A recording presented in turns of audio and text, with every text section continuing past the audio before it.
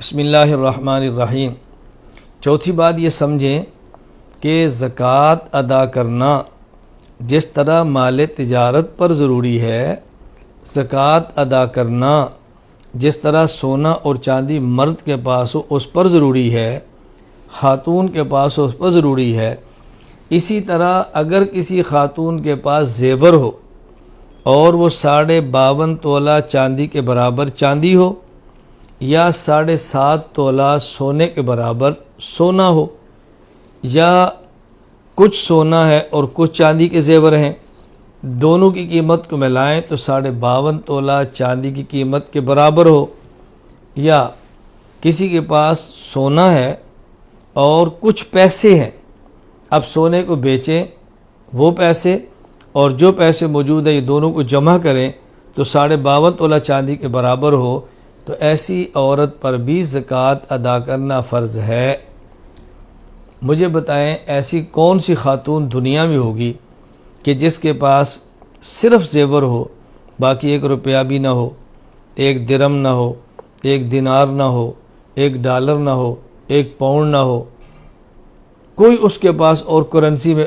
پیسے موجود نہ ہوں، کوئی ایسی عورت نہیں ملے گی۔ اس لیے خواتین اس مسئلے کو بطور خاص سمجھیں کہ زیور پر بھی زکوٰۃ ادا کرنا فرض ہے۔ اللہ کا واسطہ دے کر میں عرض کرتا ہوں اس مسئلے کو سمجھیں، زکوٰۃ ادا کر سکتی ہیں تو زیور رکھیں، زکوٰۃ نہیں ادا کر سکتی تو زیور فروخت کر دیں، اللہ کے راستے میں صدقہ کر دیں، کسی کام استعمال کے اندر لے آئیں، جہنم کا ایندھن نہ بنے۔ میں اس پر ایک حدیث پیش کرتا ہوں، دلائل تو اور بھی ہیں، میں مجالس میں مسائل کی وضاحت کر رہا ہوں، تفصیلی دلائل پیش نہیں کر رہا۔ سنن ابی داؤد کتاب الزکوٰۃ یہ روایت موجود ہے۔ حضرت عبداللہ بن عمر رضی اللہ تعالیٰ عنہ فرماتے ہیں، ایک صحابیہ رسول اللہ صلی اللہ علیہ وسلم کی خدمت میں حاضر ہوئیں، ان کے ساتھ ان کی بیٹی بھی تھی، وَمَاهَا ابنۃ اللہ، اور وہ بیٹی وفی یدی ابنتها مسکتان غلیظتان من ذہب، ان کی بیٹی کے ہاتھ میں سونے کے 2 بھاری کنگن تھے، سونے کے 2 کنگن پہنے ہوئے تھے۔ تو رسول اکرم صلی اللہ علیہ وسلم نے پوچھا، اتعطین زکوٰۃ ھذا، کیا تم اس کی زکوٰۃ ادا کرتی ہو؟ اس نے کہا اللہ کے رسول میں تو ادا نہیں کرتی۔ فرمایا، ایسرک ان یصورک اللہ بہما یوم القیامہ سوارین من نار، کیا تم یہ چاہتی ہو کہ ان 2 کنگنوں کے بدلے میں اس بیٹی کو جہنم کی آگ کے 2 کنگن پہنا دیے جائیں؟ اس عورت نے فوراً ان کو نکالا، نبی کریم صلی اللہ علیہ وسلم کی خدمت میں پیش کر دیا، فخلعتہما الی رسول اللہ صلی اللہ علیہ وسلم، اور کہا اللہ کے رسول یہ اللہ کے راستے میں صدقہ ہے، قبول فرما لیجئے۔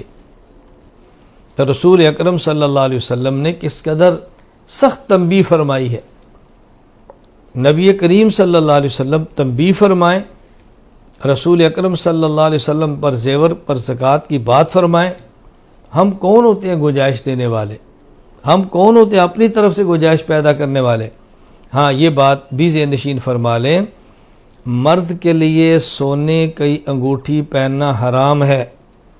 چاندی کی زیادہ سے زیادہ 4.5 ماشا تک اجازت ہے، مستحب یہ بہتر یہ بھی نہیں۔ اگر مرد کے پاس بھی سونے کی انگوٹھی یا کوئی اور سونے کا زیور موجود ہو،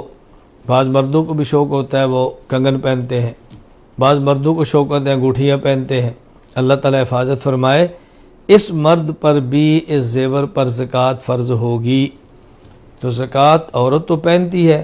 اس کو اچھا لگتا ہے، زیب و زینت اس کی شان کے لائق ہے،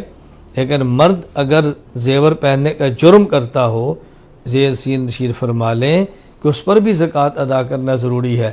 میں جو بات سمجھانا چاہ رہا تھا وہ یہ کہ زیورات پر بھی زکوٰۃ ادا کرنا لازم اور ضروری ہے، اس میں کوتاہی ہرگز نہیں کرنی چاہیے۔